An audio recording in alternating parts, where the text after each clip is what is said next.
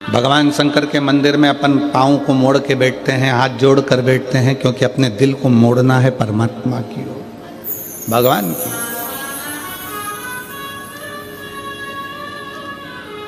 गौ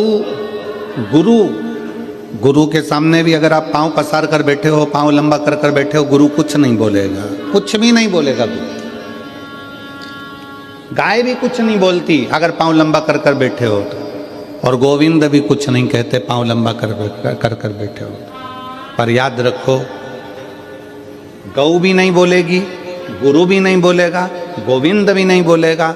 पाँव लंबा कर कर बैठे हो तुम, अगर भले बैठे हो पर ये नहीं बोलेंगे, परंतु उसका पाप हमारे माथे पर जरूर चढ़ेगा।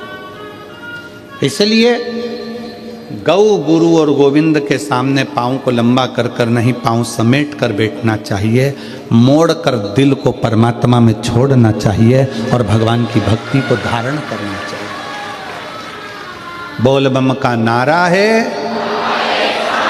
सारी समस्या का हल, भगवान शिव की भक्ति करना, भगवान की अविरल भक्ति में बैठना, डूबना।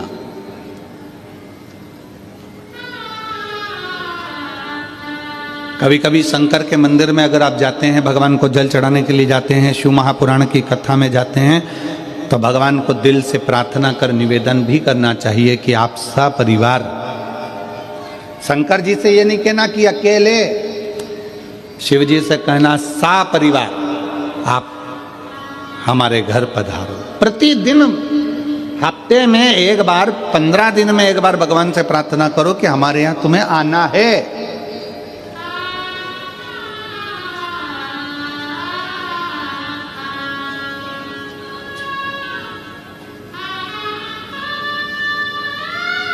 आप सबको स्मरण में होगा कि मान लो आप 12 महीने की शिवरात्रि करते हैं, सोमवार का व्रत करते हैं, या प्रदोष का व्रत करते हैं, या प्रदोष करते हैं, या सोमवार की अष्टमी करते हैं, या शिवरात्रि का व्रत करते हैं। अगर इतना चावल आप भगवान शंकर को चढ़ा रहे हो तो उसमें से एक चावल का दाना पीला कर कर चढ़ाना पड़ता है। चंदन में पीला कर कर, केसर में पीला कर कर, या हल्दी में पीला कर कर उसको एक दाना चावल का पीला चढ़ाना चाहिए। क्यों? हम भगवान शंकर को पीले चावल के माध्यम से निमंत्रण दें कि आज सोमवार की अष्टमी है, या पशुपति व्रत है, या हमारा ये व्रत है, या सोमवार है, या प्रदोष है, या अन्य, बाबा आप हमारे यहाँ पधार।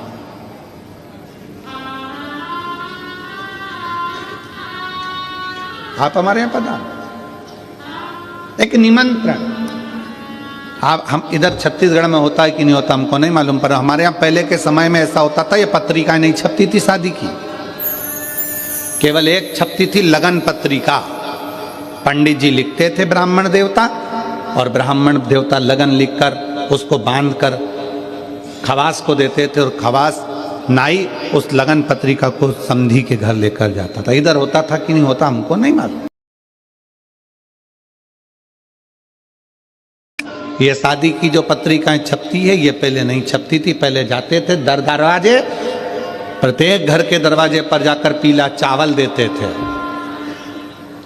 पीला अक्षत देते थे, पीला चावल, और हाथ जोड़कर कहते थे कि बेटी की शादी है, इतनी तारीख को आपको आना है, मंडप होगा इतनी तारीख को आपको आना है। और लोग याद रखते थे कि भानु प्रताप के यहाँ, राम सिंह के यहाँ इतनी तारीख की शादी है, कमलेश के यहाँ इतनी तारीख की शादी, लोग याद रखते थे। माता पूजन इतनी तारीख की, मंडप इतनी तारीख। और जब माता पूजन होती थी तो खवास फिर एक दिन पहले आता था कि कल माता पूजन होगी।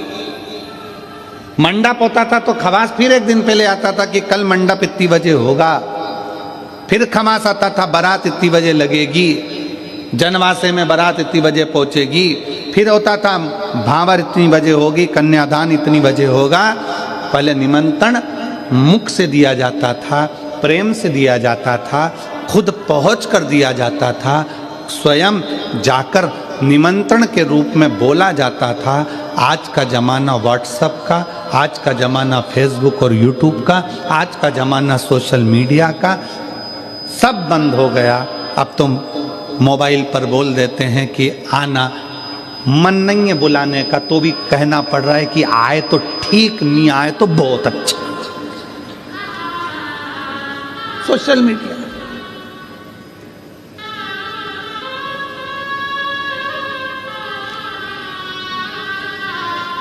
ठीक है, फिर भी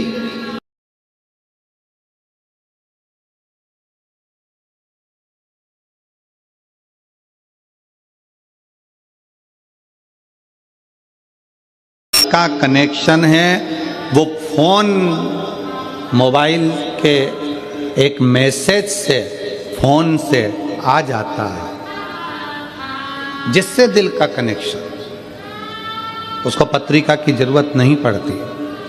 जो तुम्हारा बहुत हितैषी है, बहुत प्रिय है, उसको पत्रिका की जरूरत नहीं पड़ेगी। तुमने फोन किया, वो तुम्हारे यहाँ आकर खड़ा हो जाएगा, सारा काम संभाल लेगा। बस उसको दिल चाहिए, हृदय चाहिए। उसी तरह शंकर भगवान की कथा कहती है कि शिव को तुमसे कुछ नहीं चाहिए, एक बार दिल से श्री शिवाय नमस्तुभ्यम कहकर पुकार लो, मेरा भोलेनाथ तुम्हारे दरवाजे पर आकर खड़ा हो जाए। उसको पुकारने के लिए भगवान का नाम जापे, उसको पुकारने के लिए भगवान का मंत्र जापे।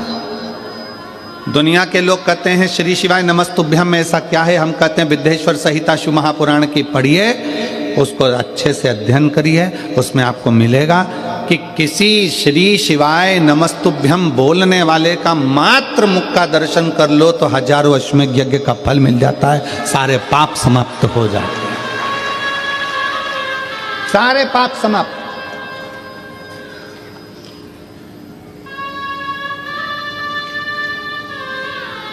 श्री शिवाय नमस्तुभ्यम किसी के दरवाजे पर अगर लिखा हुआ है, लगा हुआ है, तो दरवाजा बंद भी है, कोई आया दरवाजा बजाया, उसने पढ़ लिया श्री शिवाय नमस्तुभ्यम, उसका दरवाजा खोला, उसके मुंह का दर्शन करा, मुख का दर्शन करा, तो हमारा भी कल्याण हो गया। उसने पढ़ा तो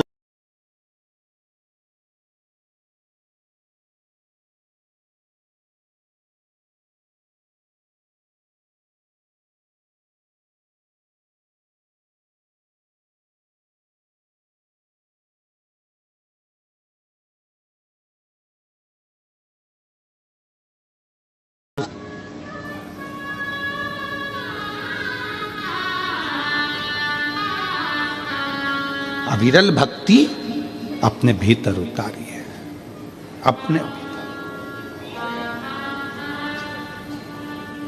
श्री शिवाय नमस्तुभ्यम,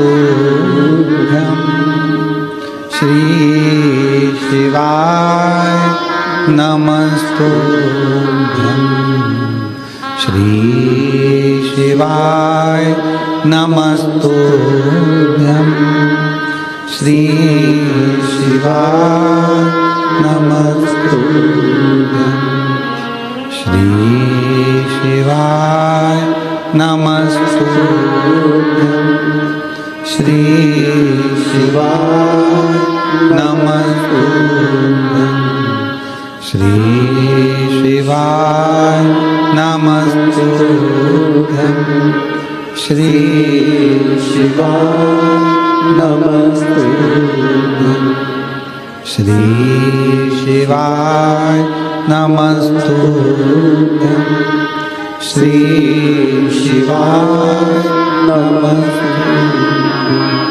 हम जब मुख से उच्चारण करें, हम जब अपने दरवाजे पर, अपनी गाड़ियों पर, अपने व्यवसाय में श्री शिवाय नमस्तुभ्यम लिख देते हैं, समझ लेना कि वो व्यापार तुम्हारा नहीं है, शंकर उसके अधिपति बनकर उसको संभाल रहे हैं। तुम्हारा घर शिव का घर। किसी किसी के घर पर नेम प्लेट लगी रहती है, RK Yadav, KP Sahu, BK Verma, NK Thackeray, KK Kulkarni, किसी किसी के दरवाजे पर नाम प्लेट लगी रहती है। मतलब ये किसका घर है? KK ठाकरे का, कुलकर्णी का, इसका। बोलो सही है कि गलत? नेम प्लेट लगी है तो मालूम पड़ता है कि इसका घर है। और उसी घर के दरवाजे पर अगर श्री शिवाय नमस्तुभ्यम लिखा रहेगा तो लोग क्या कहेंगे?